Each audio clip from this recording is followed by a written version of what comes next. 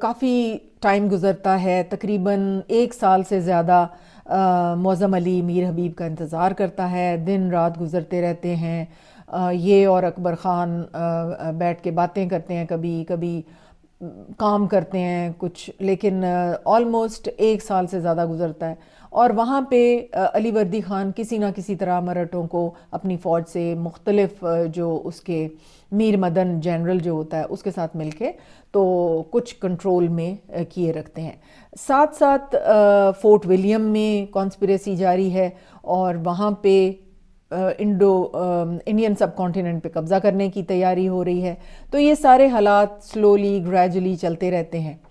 اکبر خان اس کو ہر وقت یہ کہتا رہتا ہے کہ ہم فرار ہونے کی کوشش کرتے ہیں، تو معظم علی کہتا ہے کہ دیکھو، فرار ہونے کی کوشش میں تمہارے ساتھ کر سکتا ہوں، لیکن تمہیں پتہ ہے کہ اگر ہم ناکام ہو گئے تو یہ ہمیں جان سے مار دیں گے، تو ہمیں بہت کیئرفل رہنا چاہیے، پہلے پوری ہم اس کی وہ کر لیں، تیاری کر لیں، اور ہر چیز ہمیں پتہ ہونی چاہیے، اور اس کے بعد پھر ہم اس طرح اسکیپ کے بارے میں سوچیں گے۔ پھر کافی کوئی 1 سال پہلے 6 مہینے پھر 10 ماہ کے انتظار کے بعد ایک دن پہرے داروں کے ایک افسر نے اس کے پاس آ کر اطلاع دی کہ میر حبیب تشریف لائے ہیں اور آپ کی درخواست ان تک پہنچا دی گئی ہے، لیکن ابھی تک انہوں نے مجھے اس کا کوئی جواب نہیں دیا۔ معظم علی نے مایوسی اور بے بسی کی حالت میں چند دن اور گزارے۔ ایک دن اچانک اس کی کوٹھری کا دروازہ کھلا اور میر حبیب فوج کے 2 افسروں اور 4 مسلح سپاہیوں کے ہمراہ کوٹھڑی کے اندر داخل ہوا۔ معظم علی اور اکبر خان اٹھ کر کھڑے ہو گئے۔ میر حبیب نے سوال کیا، تم کیا کہنا چاہتے ہو؟ معظم علی نے جواب دیا، میں یہ سمجھتا تھا کہ اپنی تمام کوتاہیوں کے باوجود آپ ایک بہادر آدمی ہیں، لیکن بہادری اور بے رحمی میں بہت فرق ہے۔ میں یہ پوچھنا چاہتا ہوں کہ اس معصوم بچے نے کیا گناہ کیا ہے اور آپ اسے کب تک قید میں رکھنا چاہتے ہیں؟ میر حبیب نے جواب دیا، ایک قیدی کو دوسرے قیدی کی سفارش کا حق نہیں ہے۔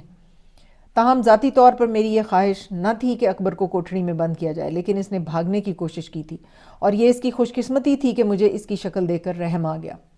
معظم علی نے اکبر خان کی طرف دیکھا اور اس نے آگے بڑھ کر میر حبیب کا دامن پکڑتے ہوئے کہا، خدا کے لیے میرا قصور معاف کر دیجئے، اب اگر میں بھاگنے کی کوشش کروں تو مجھے گولی مار دیجئے۔ میر حبیب نے کہا، میرا خیال تھا کہ تم یہاں خوش ہو۔ نہیں نہیں، اکبر خان نے کہا، میں کھلی ہوا میں رہنا چاہتا ہوں۔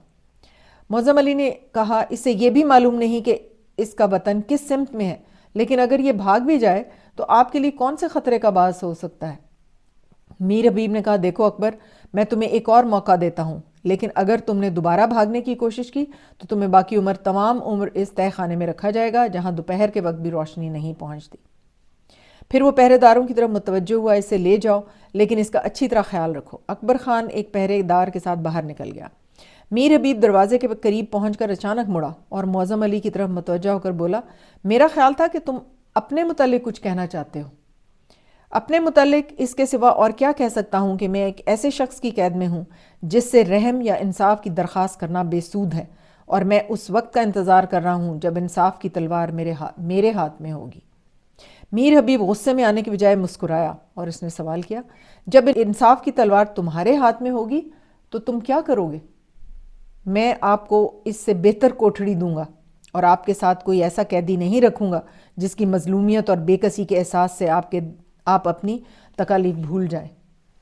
تم بے وقوف ہو، ایسا وقت کبھی نہیں آئے گا۔ میر حبیب یہ کہہ کر نکل گیا۔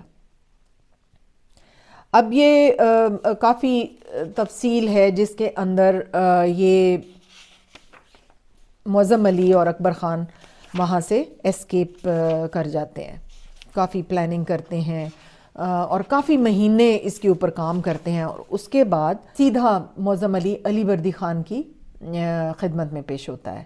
علی وردی خان میدنا پور کے سرکاری محل میں مقیم تھا اور اس کی فوج شہر سے باہر پڑاؤ ڈالے ہوئے تھی۔ ایک صبح وہ محل کے کشادہ کمرے میں بیٹھا اپنی میر منشی کو درخواستوں اور مراسلوں کے جواب لکھوا رہا تھا۔ اس کے بائیں طرف ہاتھ کرسی پر سراج الدولہ بیٹھا ہوا تھا۔ محل کا داروغہ اندر داخل ہوا اور اس نے ادب سے سلام کرنے کے بعد آگے بڑھ کر ایک مراسلہ پیش کیا۔ علی وردی خان میر منشی کو چند جملے لکھوانے کے بعد داروغہ کی طرف متوجہ ہوا تو اس نے کہا، عالی جا، یہ معظم علی کی درخواست ہے اور وہ اسی وقت قدم بوسی کی اجازت چاہتا ہے۔ معظم علی کون ہے؟ علی وردی خان نے مراسلہ کھولتے ہوئے سوال کیا۔ داروغہ نے جواب دیا، عالی جا، یہ وہی نوجوان ہے جسے حضور نے سرحدی علاقوں کا محافظ مقرر کیا تھا۔ وہ مدت سے لاپتہ تھا اور اب مرہٹوں کی قید سے فرار ہو کر یہاں پہنچا ہے۔ علی وردی خان نے جلدی سے مراسلہ کھول کر پڑھا اور داروغہ کی طرف متوجہ کر کہا اسے فوراً حاضر کرو۔ داروغہ سلام کر کے باہر نکل گیا اور علی وردی خان کی نگاہیں دوبارہ مراسلے پر مرکوز ہو گئیں۔ تھوڑی دیر کے بعد معظم علی کمرے میں داخل ہوا۔ علی وردی خان نے اٹھ کر اس کے ساتھ گرم جوشی سے مصافحہ کیا اور سراج الدولہ نے اس کی تقلید کی۔ علی وردی خان نے کہا ہم تمہارے متعلق مایوس ہو چکے تھے، بیٹھو اور مجھے اپنی سرگزشت سناؤ۔ معظم علی وردی خان کے سامنے بیٹھ گیا اور اس نے مختصراً اپنی سرگزشت بیان کر دی۔ اختتام پر علی وردی خان نے کہا کاش ہمیں معلوم ہوتا کہ تم میر حبیب کی قید میں ہو۔ تمہاری گرفتاری یقیناً عطا اللہ خان کی سازش کا نتیجہ تھی۔ وہ اپنے اعمال کی سزا بھگت رہا ہے اور ہم اسے ملک بدر کر چکے ہیں۔ معظم علی نے قدر توقف کے بعد کہا مجھے یقین ہے میری گرفتاری تنہا عطا اللہ خان کی سازش کا نتیجہ نہ تھی اور اس کے ساتھ اور لوگ بھی شریک تھے۔ علی وردی خان نے جواب دیا سازش در حقیقت ہمارے خلاف تھی اور عطا اللہ خان کے جن ساتھیوں پر ہمیں شبہ تھا وہ سب فوج سے نکالے جا چکے ہیں۔ میر جعفر نے ہمیں بتایا تھا کہ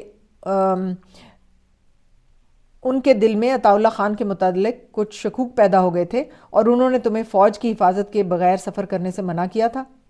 عالیجہ انہوں نے مجھے منع ضرور کیا تھا لیکن اس سے یہ ثابت نہیں ہوتا کہ وہ ابتدا سے ہی عطا اللہ خان کے رازدار نہیں تھے۔